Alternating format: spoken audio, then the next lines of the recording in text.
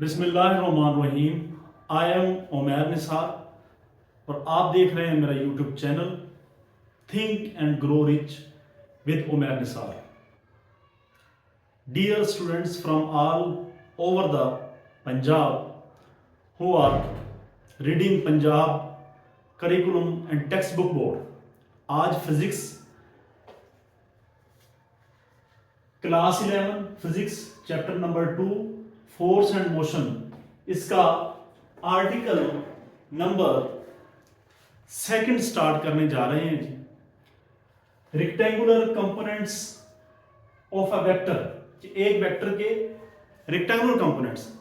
Dear students, जिन लोगों ने मेरी पिछली वीडियो नहीं देखी, scalars and vectors basic concepts जो हैं, इसी चैप्टर का पहला लेक्चर था। प्लेलिस्ट में जाएं मेरे चैनल पर, उस यूट्यूब को वीडियो को ओपन करके दोबारा वीडियो को देखें। वहां पे वेक्टर्स के हवाले से मैंने बताया था, वेक्टर्स क्वांटिटीज वो होती हैं जिन्हें डिस्क्राइब करने के लिए, जिन्हें बयान करने के लिए मैग्नीट्यूड और डायरेक्शन की जरूरत होती है, उन्हें वेक्टर कहते हैं। और जब हम एग्जांपल्स कर रहे थे वेक्टर्स की, तो उसमें मैंने बताया था कि फोर्स एक वेक्टर क्वांटिटी है, डिस्प्लेसमेंट वेक्टर क्वांटिटी है, वेलोसिटी वेक्टर क्वांटिटी है। आज हम वेक्टर जो क्वांटिटीज हैं, चाहे फोर्स है चाहे कोई भी क्वांटिटी है, उनके रेक्टेंगुलर कंपोनेंट्स के हवाले से बात करेंगे। What are the rectangular components of a vector? What do we mean by rectangular components of a vector? एक वेक्टर के रेक्टेंगुलर कंपोनेंट से क्या मुराद होता है? आए चलते हैं। Let us start our journey to understand the rectangular components of a vector. Dear students, आइएगा, फर्ज किया हमारे पास ये ब्लॉक है, ये मास m है, हम इसके ऊपर फोर्स लगाते हैं अपवर्ड, ऊपर की तरफ। अब कोई बच्चा जब इसके ऊपर फोर्स अपवर्ड लगाएगा, फोर्स एक वेक्टर क्वांटिटी है, याद रहे आपको। अगर किसी ने ये सीखना है फोर्स वेक्टर क्यों है, तो पिछला लेक्चर को जरूर जाके सब्सक्राइब भी करें, लाइक भी करें और वहां पे जाके अपने बेसिक्स ऑफ वेक्टर्स उन्हें क्लियर करें।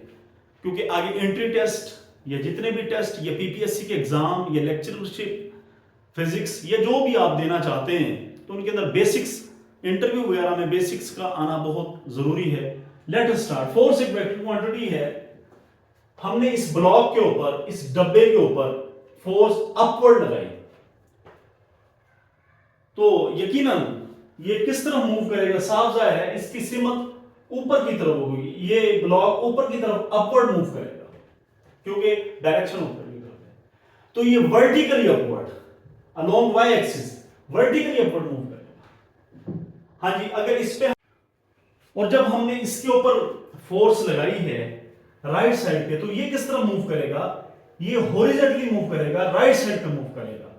क्योंकि फोर्स की जो इफेक्टिव वैल्यू है, मुअस्सर कीमत है, मुअस्सर असर अंदाज होने वाली कीमत है,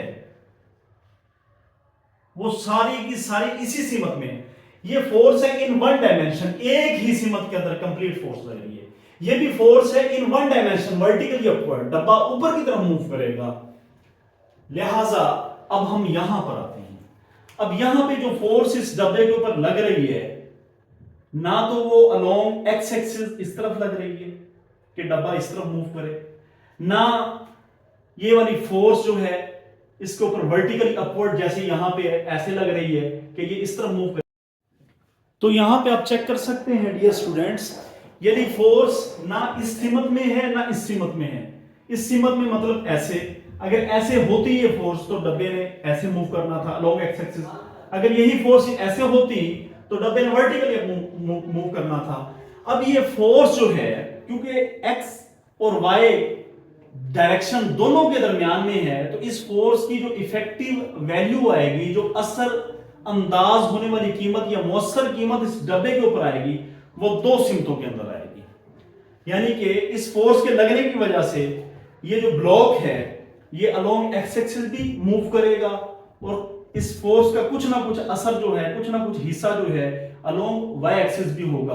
क्योंकि फोर्स अब दो डायमेंशंस के दरमियान, दो सिमतों के दरमियान, दो डायरेक्शंस के दरमियान, तो फोर्स उन दोनों डायरेक्शंस के दरमियान किसी ना किसी तरह हम ये कह सकते हैं कि सैंडविच हो गई है। और फोर्स की जो इसके ऊपर मौसर कीमत है, यानी कि मौसर कीमत से मुराद ये है कि फोर्स की वजह से ये जो डब्बा मूव करेगा ये अलोंग एक्स डायरेक्शन में भी होगा और अलोंग वाई में भी होगा। इसका मतलब क्या हुआ, इस फोर्स के दो कंपोनेंट बनेंगे, एक एफ वाई बनेगा और एफ एक्स बनेगा। तो हम यहां से कहते हैं कि अ कंपोनेंट ऑफ अ वेक्टर, एक वेक्टर जो है इसका जो कंपोनेंट होता है एफ एक्स, यानी एफ एक्स से मुराद ये फोर्स का या वेक्टर का वो कंपोनेंट है जो इस ब्लॉक को अलोंग एक्स एक्सिस मूव करवाएगा। ये फोर्स का एफ एक्स इस वेक्टर का, एफ एक्स इस वेक्टर का इफेक्टिव कंपोनेंट है along x direction. A component of a vector is it's, किसी भी वेक्टर का जो कंपोनेंट होता है इज इट्स इफेक्टिव वैल्यू, वो मौसर कीमत होती है इन अ गिवन डायरेक्शन। अब इस केस में एफ एक्स जो है वो कंपोनेंट है एफ का, बेसिकली वो क्या है, एफ एक्स कंपोनेंट है इस एफ का, इज इट्स इफेक्टिव वैल्यू, यानी कि एफ की effective value in a given direction, दी गई डायरेक्शन में। यानी एफ एक्स जो कि कंपोनेंट है एफ का, बेसिकली ये एफ की ही इफेक्टिव वैल्यू है एक्स डायरेक्शन में। इसी तरह एफ वाई ये कंपोनेंट है एफ का, इससे मुराद ये है F Y basically effective value है इस एफ की अलोंग वाई, यानी इन अ गिवन डायरेक्शन। प्यारे बच्चों, मैंने समझाने के लिए यहां पे फोर्स एफ ली थी, लेकिन हमारी जो बुक है वहां पे इस वेक्टर को ए से जाहिर किया गया है, लिहाजा ये ए एक्स होगा और ये ए वाई होगा। आप एफ रख सकते हैं, लेकिन हमारी जो बुक है, किताब है, उसके अंदर ए के साथ हल किया गया है। तो हमें बुक को फॉलो करना चाहिए, क्योंकि बुक जो है वो एक स्टैंडर्ड पैटर्न सेट करती है। तो मैं उम्मीद करता हूं इतनी बात आपको समझ आ गई होगी। अब हम क्या करेंगे dear students, a component of a vector is its effective value in a given direction, ये हमने कर दिया है। A vector may be considered, vector को समझा जा सकता है as the resultant of its components vector, यानी वेक्टर जो है, ये वाला वेक्टर जो है, इसे बतौर रिजल्टेंट समझा जा सकता है इन दोनों कंपोनेंट्स के। कैसे, ये भी देखते हैं। हाँ जी, point number 2, a vector may be considered as the resultant of its components vectors along specified direction. एक वेक्टर को बतौर हम रिजल्टेंट मान सकते हैं कंपोनेंट वेक्टर्स का। क्या मतलब हुआ कि अगर एक बंदा या एक लड़का यहां से यहां पे जाना चाहता है, तो अगर वो यहां से यहां पे आए, एरो हेड खत्म हो गया यहां पे, और फिर यहां से, यानी ये हेड है, हेड से आगे टेल शुरू होगी, यहां से यहां पे आए, तो क्या मतलब हुआ, ए एक्स यानी यहां से यहां पे आया प्लस ए वाई, फिर यहां से आगे अलोंग वाई मूव कर गया, ये भी ए वाई है, इट मीन ये भी ए वाई है, ये याद रखिएगा, ये दोनों पैरेलल हैं, ये ए वाई है, ये भी ए यहां से यहां पे आ गया और यहां पे आया, तो कौन से पॉइंट पे पहुंचेगा, वो इधर आ जाएगा। अगर उसके बरक्स, इन कंट्रेरी टू दैट, एक लड़का यहां से सीधा यहां पे आता है, ये वाला रास्ता इख्तियार करता है, यानी कि ये वाला रास्ता ए वेक्टर, तो हम यहां से ये कह सकते हैं कि ये वाला जो वेक्टर है, basically a vector may be considered, यानी इस वेक्टर को हम फर्ज कर सकते हैं एज द रिजल्टेंट, कि वो रिजल्टेंट है, यानी कि इन दोनों को जमा करके जो आंसर आएगा, क्या मतलब 5 + 7, इसे जमा करके जो जवाब आएगा वो बराबर होगा 12 के, यानी कि जो 12 है वो बराबर होगा, यानी इन दोनों को जमा करो या ये वाली कीमत ले लो, ये दोनों बेसिकली बराबर हैं। तो यही हमें बताया गया है। यहां पे 5 और 7 का जो रिजल्टेंट है वो 12 है, लेकिन ये तो स्केलर कैलकुलेशन है ना जी, हम यहां पे बात कर रहे हैं वेक्टर कैलकुलेशन की, कि अगर इस यानी कि जो वेक्टर ए है इन्हें इन दोनों का रिजल्टेंट कंसीडर किया जा सकता है। जी तो डियर स्टूडेंट्स, अब हम थ्योरी की तरफ बढ़ते हैं। थ्योरी कैसे लिखेंगे?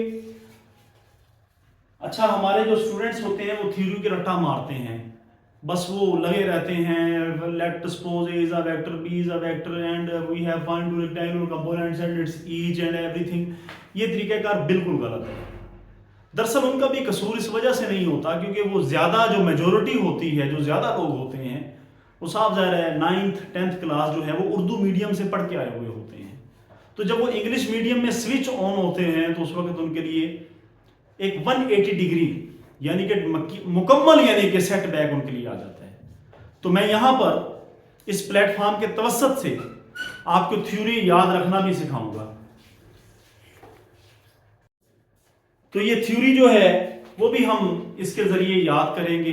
तो डियर स्टूडेंट्स, थ्योरी का बड़ा आसान तरीका है, फिगर को जहन में रखें, फिगर की बार बार प्रैक्टिस करें, जरूर करें, लाजमी करें।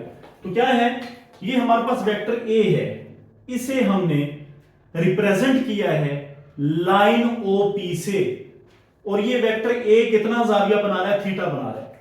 तो आप यही बात simply as it is mind में रखेंगे। सपोज फर्ज किया, पहले कह दें कंसीडर द गिवन फिगर, दी गई तस्वीर फर्ज करें जी, ये पहली लाइन आपने लिख दी है जी। दूसरी आप करेंगे कि suppose vector A is represented by line OP and this vector is making an angle theta along X axis. लो जी, ये 3-4 लाइनें लिखी गई। कैसे? कंसीडर द गिवन फिगर, एक बार सपोज फर्ज किया the vector A is represented by the line OP and this vector is making an angle theta along X axis. ये बात होगी मुकम्मल। अब हमने इस वेक्टर के प्रोजेक्शन ड्रा करने हैं।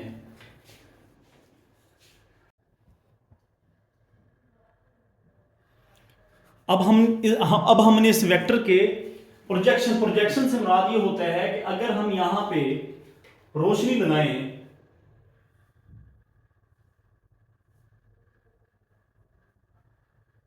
तो इस वेक्टर का प्रोजेक्शन यहां पे आएगा, यानी साया। प्रोजेक्शन का मतलब साया होता है।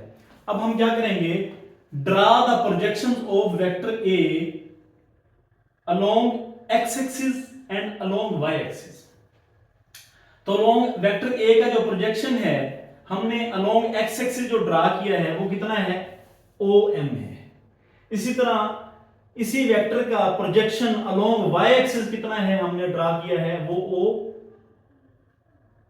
ON, यानी OM and ON are the projections of vector A along x axis and y axis। अच्छा जी, ये अगर लाइट है इस वेक्टर की, अगर देखें अगर यहां पे गिराई जाए तो A का प्रोजेक्शन अलोंग एक्स एक्सिस बनेगा ON, उसे हम AX से डिनोट कर देंगे। अगर यही लाइट हम यहां पर लगाएं, यहां पे, तो A का प्रोजेक्शन यहां पे बनेगा। ये ON है तो याद रहे ये भी ON होगा। दिस इज ON, ये वाली चीज आपस में दोनों बराबर होंगी। नेक्स्ट हम इसे मीट कर देते हैं जी आपस में।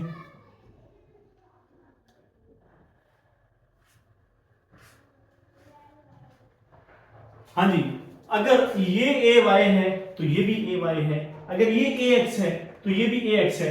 ऐसा लगता है जैसे एक रेक्टेंगल सी बन गई है।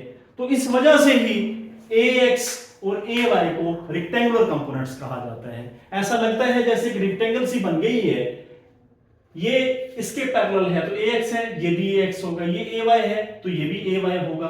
तो ऐसे लगता है जैसे रेक्टेंगल सी बन गई है। इस वजह से इस पूरे टॉपिक का नाम rectangular components of a vector है। जी तो बच्चों, सारी कहानी इन दो कंपोनेंट्स के लिए, हम यही दो कंपोनेंट्स जो हैं इन्हें रेक्टेंगुलर कंपोनेंट्स कहा जाता है।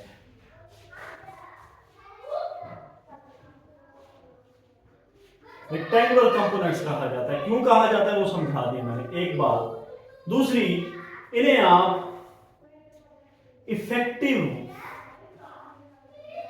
वैल्यू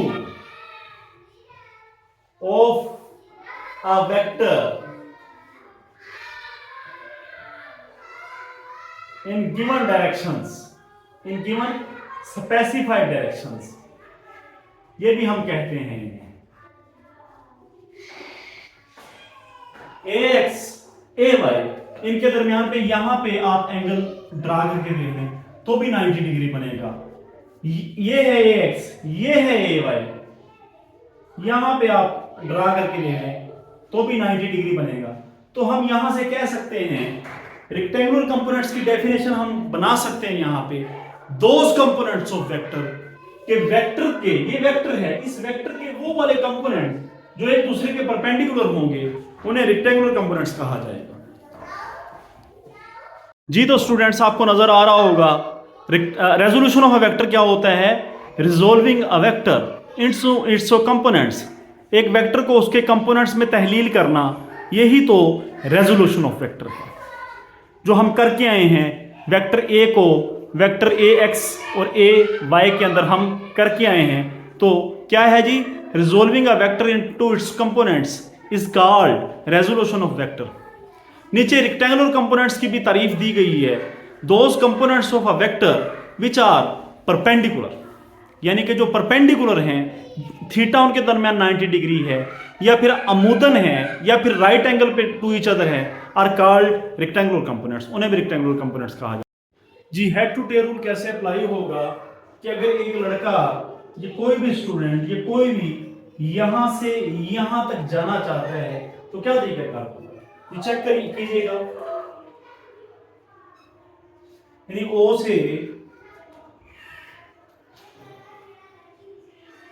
से P तक जाना चाहता है तो क्या, हाँ जी, O से M तक आएगा,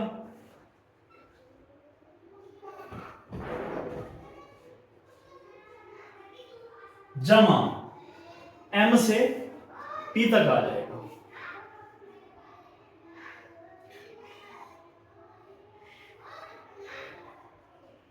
हेड टू टेल, यानी जहां पे हेड खत्म होगा वहां पे टेल शुरू होगा, यानी कि ओ एम, ये हेड खत्म हो गया तो यहां से ये टेल शुरू हो रही है, टेल आगे, तो पहले का हेड खत्म, दूसरे की टेल शुरू, हेड, यहां पे वो सीन बन रहा है head to tail, head to tail. तो डियर स्टूडेंट्स, यानी कि अगर ओ से, ये लाहौर शहर है, अगर फॉर एग्जांपल आप यहां से सीधे चले जाएं तो भी लाहौर आ जाएगा, यानी कि ये वाला रास्ता, या यहां से यहां पे है और यहां से फिर यहां पे है, तब भी आप लाहौर पहुंच जाएंगे। तो OP is equal to a vector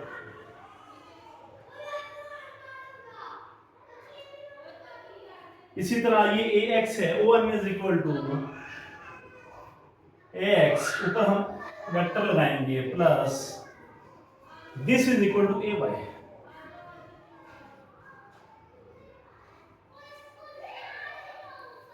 Dear students, this result has come, ये रिजल्ट आ चुके हैं, यही आपका जो मेन रिजल्ट है। इसके बाद 2 से 3 रिजल्ट और हम रिड्यूस करेंगे।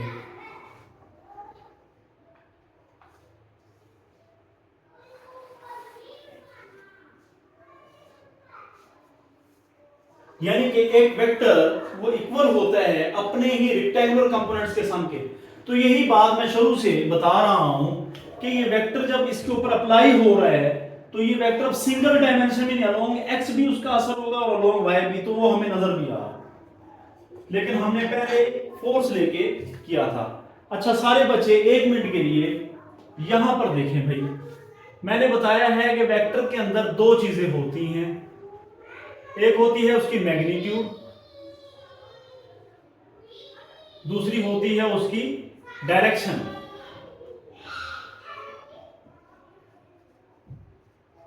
तो आप चेक कर सकते हैं AX की हमें डायरेक्शन का तो पता है, नजर भी आ रही है, AY की डायरेक्शन का तो पता है, हमें नजर भी आ रही है, लेकिन अब हम मैग्नीट्यूड ऑफ AX फाइंड करेंगे और मैग्नीट्यूड ऑफ AY फाइंड करेंगे। मैग्नीट्यूड। जी तो स्टूडेंट्स, मैग्नीट्यूड ऑफ ax से मुराद है ax की आपने अददी कीमत मालूम करनी है। तो याद रखिए x कंपोनेंट के लिए हम हमेशा cos थीटा अप्लाई करेंगे। We always apply cos theta for ax। Sir आपने इसके ऊपर एरो क्यों नहीं लगाया? एरो बेटा, ax से मुराद है ax वेक्टर की मैग्नीट्यूड। वेक्टर की दो चीजें होती हैं, मैग्नीट्यूड होती है, डायरेक्शन होती है। जैसे ये वेक्टर हमारे पास ax है, मैग्नीट्यूड से मुराद होगा सिंपल ax, बगैर यानी डायरेक्शन उसकी अलग से है। तो ax मालूम करने के लिए हम cos थीटा अप्लाई करेंगे इन ट्रायंगल OMN।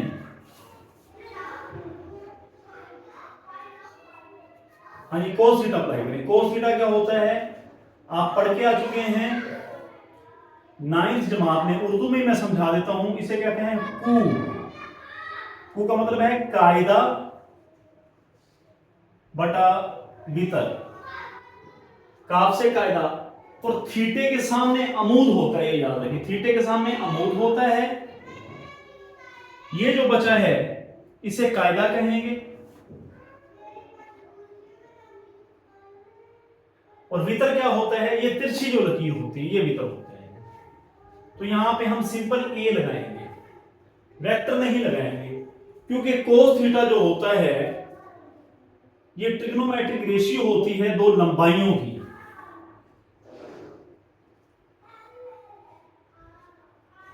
ए को उठा के उधर ले जाएं,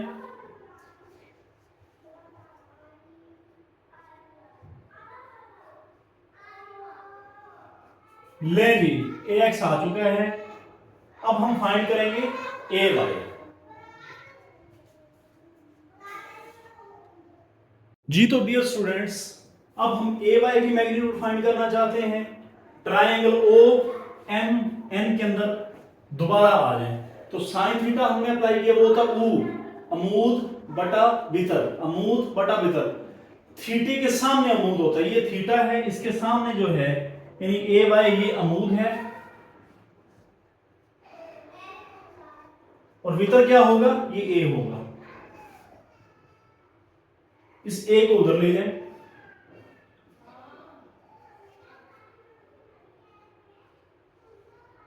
लें जी, ये आपके पास y की मैग्नीट्यूड आ गई, y कंपोनेंट की। यानी हमने पहले वेक्टर a के x कंपोनेंट की मैग्नीट्यूड फाइंड कर ली, अब हमने वेक्टर a के y कंपोनेंट की मैग्नीट्यूड फाइंड कर ली। जी तो स्टूडेंट्स, अब हम डिटरमिनेशन करेंगे, डिटरमाइन करेंगे of a vector, determination of a vector by its rectangular components. अच्छा, वेक्टर कौन सा है चेक करें, ये वाला वेक्टर है जी। यानी आपने इस वेक्टर को मालूम करना है किससे? इस और इस कंपोनेंट से, यानी कि आपने इन दोनों कंपोनेंट्स के जरिए इस वेक्टर को फाइंड करना है। अच्छा, वेक्टर के अंदर कितनी चीजें होती हैं जी? एक होती है उसकी मैग्नीट्यूड, और दूसरी होती है डायरेक्शन। अच्छा, इस वेक्टर की मैग्नीट्यूड आ जाए इन दोनों के जरिए, यानी डिटर्मिनेशन ऑफ अ वेक्टर, यानी उसकी मैग्नीट्यूड ए आ जाए किससे? Bye its rectangular components. और दूसरे नंबर पे डायरेक्शन, मैग्नीट्यूड इसकी क्या होगी? सिंपली ए होगी, और डायरेक्शन इसकी ये एंगल थीटा, डायरेक्शन इस वेक्टर की डायरेक्शन थीटा। यानी इस वेक्टर के अंदर बेसिकली दो चीजें थी, एक इसकी मैग्नीट्यूड ए और दूसरी डायरेक्शन थीटा। ए और थीटा अगर हम मालूम कर लेते हैं, मैग्नीट्यूड भी मालूम हो जाती है, थीटा भी मालूम हो जाता है इन दोनों के जरिए, तो फिर समझें हमने वेक्टर ए कंप्लीट मालूम कर लिया है रेक्टेंगुलर कंपोनेंट्स के जरिए। जी तो स्टूडेंट्स, अब डिटर्मिनेशन ऑफ वेक्टर, यानी इस वेक्टर को आपने डिटरमाइन करना है। इस वेक्टर के पास मैंने पहले बताया दो चीजें हैं, एक मैग्नीट्यूड होती है, वेक्टर किसी के पास भी दो चीजें होती है, एक मैग्नीट्यूड, दूसरी डायरेक्शन। और इस वेक्टर की डायरेक्शन ये एंगल थीटा है, यानी इस थीटे के ऊपर वो वेक्टर की डायरेक्शन है। तो हमने ए और थीटा अगर हमें मालूम हो जाए तो पूरे का पूरा वेक्टर हमें मिल जाएगा। वेक्टर के अंदर दो चीजें ही हैं, डायरेक्शन है और मैग्नीट्यूड है। हम डायरेक्शन भी फाइंड कर लें और मैग्नीट्यूड भी फाइंड कर लें तो हमारे पास वो कंप्लीट वेक्टर, हमारे पास उसकी रिक्वायरमेंट आ जाएगी। तो dear students, determination of a vector by its rectangular components, इसके रेक्टेंगुलर कंपोनेंट्स के लिए हमने डिटरमाइन करना है। तो हमने क्या किया, बाय पाइथागोरस थ्योरम मसला फिसागोरस यहां पे लगाएं। मसला फिसागोरस क्या है, हाइपोटेन्यूज का स्क्वायर यानी वक्र का मुरब्बा बराबर होगा अमूद का मुरब्बा यानी ए वाई का स्क्वायर, परपेंडिकुलर का ए वाई का स्क्वायर और ए एक्स का स्क्वायर। अब हमने क्या किया, दोनों तरफ जज़र ले लिया। तो डियर स्टूडेंट्स, ये ए यानी कि मैग्नीट्यूड आ चुकी है, किसकी मैग्नीट्यूड आ चुकी है, इस वेक्टर की। Determination of a vector, vector की मैग्नीट्यूड आ चुकी है, किसके जरिए आ चुकी है, रेक्टेंगुलर कंपोनेंट्स, यानी ए एक्स और ए वाई दोनों रेक्टेंगुलर कंपोनेंट्स हैं। यानी वेक्टर ए की हमने मैग्नीट्यूड आ गई है, रेक्टेंगुलर कंपोनेंट्स की वैल्यूज यहां पे लगाएं तो उसकी मैग्नीट्यूड आ जाएगी। सेकंड है जी direction of vector. Direction find करने के लिए आप ये tan थीटा लगाएंगे, थीटे के सामने होता है अमूद और ये है कायदा। tan थीटा होगा परपेंडिकुलर ओवर बेस या फिर अमूद ओवर कायदा, यानी ए वाई बटा ए एक्स। थीटा यहां पे रखें, tan उधर जाके tan इनवर्स हो जाएगा, tan inverse is equal to A y over A x. ले जी, ये वेक्टर की आपके पास डायरेक्शन आ गई और ये वेक्टर की मैग्नीट्यूड आ गई।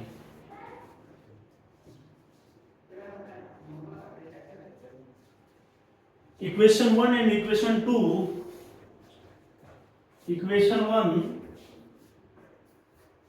प्लस इक्वेशन 2 गिव्स अस, देता है हमें मैग्नीट्यूड प्लस डायरेक्शन।